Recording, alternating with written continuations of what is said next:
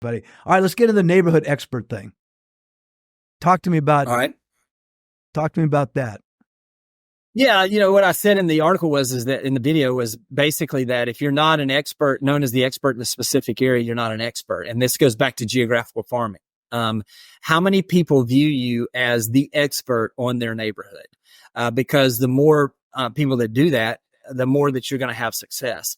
And that doesn't happen overnight. That comes through consistency. That comes from, you can do it to a certain extent with direct mail. You can do it to a certain extent with, with calling people or circle prospecting or from, going out and door knocking. But those folks that truly are known as the expert, they're like, man, I see you everywhere. They see you in the neighborhood. I was on a phone with a friend of mine, Glenda Baker, yesterday, and we were talking about this. When she started 30 years ago, she was living she was a single mom living in an apartment in Atlanta.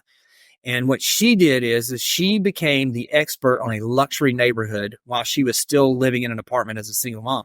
And what she did is she studied that market. She knew it like nobody else. And in the afternoon, she would go over there and she would push that stroller with that baby in that neighborhood. And she'd say, hey to everybody. And they're like, they see her everywhere. And then she was sending the mail. And then when the opportunity came, she was ready for it. So if you're at a place where you want to be known as the expert, let them see you everywhere. Take your afternoon walks or your morning walks in that neighborhood. Be the person that's knocking on the door, hosting more open houses in that neighborhood than anybody else. Even if it's not your listing, ask if you can host.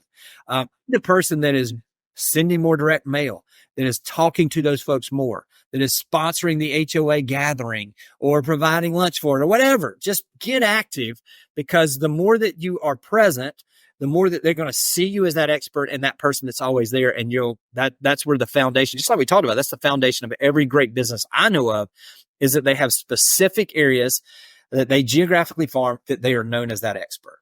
Well, boy, I really agree with that a lot. And, there's an intellectual part of this too. And that is that, you only have limited resource, time, money, and so forth as an individual agent. For you to try to, be everything to all people across the 2 million person metropolis someplace, some large city, is insane. Large companies can't afford to do it. Yeah. You can't afford to focus in on 1,000 homes or 2,000 homes or whatever, and you can become very, very famous. You can become a celebrity in that area. Yeah. And that's what makes you money. You cannot afford to do it in large areas. I don't know about where you're at, but in Los Angeles now, the multiple listing service here covers half of California now.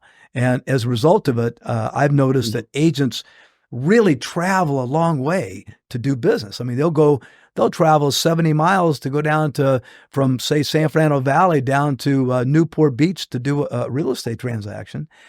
So impractical, and yet they do it, but they're only doing a couple sales a year, because they right. Bite on like a pit bull and chase a person down. And so, when